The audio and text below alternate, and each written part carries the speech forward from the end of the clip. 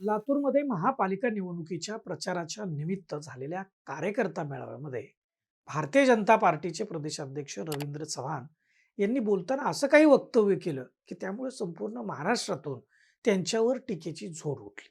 रवींद्र चव्हाण यांचं वक्तव्य देखील तसंच होतं. त्यामुळंच त्यांच्यावर सर्व स्तरातून टीका झाली. भाजपच्या कार्यकर्त्यांना मार्गदर्शन करताना रवींद्र चव्हाण यांनी लातूरचे भूमिपुत्र व महाराष्ट्राचे माजी मुख्यमंत्री काँग्रेसचे ज्येष्ठ नेते स्वर्गीय विलासराव देशमुख यांच्याविषयी वक्तव्य केलं. या संदर्भातच आपण या व्हिडिओमधून सविस्तरानं बोलणार आहे. नमस्कार, मी दीपक दराडे आणि तुम्ही पाहताय for the people news. Video शेवटपर्यंत पहा आणि त्यानंतर त्याविषयीचं तुमचं मत व्हिडिओच्या खालील कमेंट बॉक्समध्ये मांडा. आणि नियमितपणे फॉर द पीपल न्यूज चॅनलच्या अपडेट मिळवण्यासाठी चॅनलला सबस्क्राईब करा, लाईक व फॉलो करा. तर मंडळी, कार्यकर्त्यांना संबोधित करताना, त्यांना मार्गदर्शन करताना नेत्यांमध्ये जोश असतो आणि कार्यकर्त्यांचा उत्साह वाढवायचा म्हणून नेते देखील अनेकदा नको ते बोलून जातात. तसाच प्रकार रवींद्र चव्हाण यांच्या बाबतीमध्ये बुधवारी लातूरमध्ये घडला. टीकेची झोड उठल्यानंतर भाजपचे महाराष्ट्र प्रदेशाध्यक्ष रवींद्र चव्हाण यांनी दिलगिरी व्यक्त केली. याबद्दल त्यांचं कौतुकच करायला पाहिजे. कारण भाजपच्या नेत्यांकडून चुकीचं वक्तव्य केल्यानंतर दिलगिरी व्यक्त केली जात नाही असं आपण बघतोय हल्ली. परंतु हा जो सगळा प्रकार झाला तो लातूरमधल्या कार्यकर्ता मेळाव्यात माजी मुख्यमंत्री विलासराव देशमुख यांच्याविषयी केलेल्या वक्तव्यामुळे. त्या ठिकाणी भाजपचे महाराष्ट्र प्रदेशाध्यक्ष रवींद्र चव्हाण यांनी कार्यकर्त्यांचा जोश पाहिल्यावर आता असं वाटतंय की लातूरमधल्या विलासरावांच्या आठवणी आता कायमच्या पुसल्या जातील. रवींद्र चव्हाणांच्या या विधानाचा अनेकांनी निषेध केला. विलासरावांचे पुत्र आमदार, जे काँग्रेसचे आमदार आहेत अमित देशमुख, अभिनेता रितेश देशमुख यांच्यापासून ते सामान्य माणसांनीही त्यावर आपलं मत मांडलं आणि जाहीरपणे निषेध व्यक्त केला. त्यामुळे ऐन निवडणुकीच्या काळामध्ये भाजपाचे नेते ट्रोल होऊ लागले आणि त्याचा परिणाम म्हणून रवींद्र चव्हाण यांनी तत्काळ दिलगिरी व्यक्त केली. भारतीय जनता पार्टी सत्तेत आल्यापासून आपण एक गोष्ट सातत्यानं पाहत आलो आणि ती गोष्ट म्हणजे भारतीय जनता पार्टीच्या केंद्रातील नेत्यांपासून ते अगदी गाव पातळीवरच्या नेत्यांपर्यंत, कार्यकर्त्यांपर्यंत सर्वांकडून काँग्रेसच्या जुन्या नेत्यांना टार्गेट केलं जातं. खरं म्हणजे काँग्रेसचे जे नेते आज हयात नाहीत त्यांच्यावर टीका होणं आपल्या भारतीय संस्कृतीमध्ये अपेक्षित नाही. म्हणजे ते कुठल्याही पक्षाचे असो, फक्त काँग्रेसचेच नाही, इव्हन भारतीय जनता पार्टी सुद्धा. आणि भारतीय जनता पार्टीचे अनेक नेते आपल्या पिढीने पाहिलेले आहेत. ज्यांनी पाहिले नसतील त्यांनी अटल बिहारी वाजपेयी, प्रमोद महाजन, सुषमा स्वराज, गोपीनाथ मुंडे आदी नेत्यांची जुनी भाषणं पाहिली पाहिजेत, ती ऐकली पाहिजेत. त्यावरून त्यांना लक्षात येईल की भाजपच्या नेत्यांनी कधीच पातळी सोडलेली नाही. म्हणजे जुन्या नेत्यांनी विरोधकांवर टीका केलेली आहे, पण अशी नाही. विरोधकांनाही भाजपच्या नेत्यांवरती अशा पद्धतीने टीका नाही केली. परंतु गेल्या 15-20 वर्षामध्ये राजकारण खूप वेगानं बदलत गेलं. राजकीय आरोप प्रत्यारोप करता करता ते कधी वैयक्तिक चारित्र्यापर्यंत येऊन ठेपले याची जाणीव देखील त्यांना राहिलेली नाही. महाराष्ट्रात सध्या 29 महापालिकांच्या निवडणुकीचा प्रचार जोरदार सुरू आहे. त्यामुळे सत्ताधारी आणि विरोधकांमध्ये आरोप प्रत्यारोप सुरू आहेत. बऱ्याच ठिकाणी सत्ताधारी पक्षामधील घटक पक्षच म्हणजे भाजपा, राष्ट्रवादी काँग्रेस आणि शिवसेना हे एकमेकांच्या विरोधामध्ये लढत आहेत. त्या ठिकाणी प्रचारादरम्यान या मित्रपक्षांच्या नेत्यांकडून स्थानिक मुद्द्यावर लक्ष वेधताना आपल्याच मित्रपक्षाच्या नेत्यांच्या विरोधामध्ये बोललं जात आहे, टीका केली जाते. नुकताच पुण्यामध्ये असाच प्रकार घडला. पुण्याचे खासदार व केंद्रीय राज्यमंत्री मुरलीधर मोहोळ यांच्याकडून उपमुख्यमंत्री व पालकमंत्री अजित पवार यांना टार्गेट केलं. अजित पवारांनी त्यानंतर भाजपवर टीका केली आणि त्यानंतर भाजपचे सर्वच ज्येष्ठ नेते हे अजित पवारांवर तुटून पडले. आपण हे सगळं बघितलं.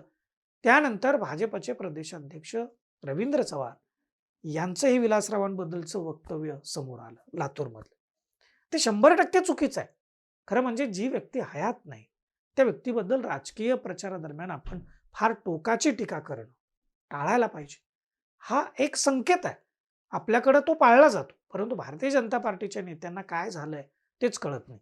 ते नेहमी काँग्रेसच्या नेत्यांना लहान दाखवण्याचा, छोटं दाखवण्याचा प्रयत्न करताना दिसतात. इतिहासात घडलेल्या प्रत्येक घटना, प्रसंग आणि त्या त्या वेळी घेतलेले निर्णय हे त्या त्या परिस्थितीनुरूप, कालानुरूप घेतलेले असतात. कधी ते बरोबर ठरतात तर कधी चुकतात. आणि सर्वच नेत्यांचे सगळेच निर्णय बरोबर ठरलेले आहेत किंवा चूक झालेले आहेत, म्हणजे चूक ठरलेले असं होत नाही. त्यामुळे इतिहासातील घटनांवर बोलून आजचा वर्तमान बिघडवायचं काम कशाला करायचंय? विलासराव देशमुख यांच्याबद्दल सांगायचं झालं तर ते एक उमदं नेतृत्व होतं. मराठवाड्यातून येऊन त्यांनी ज्या पद्धतीनं महाराष्ट्राचं नेतृत्व केलं त्याला दाद द्यावी लागेल आपल्याला.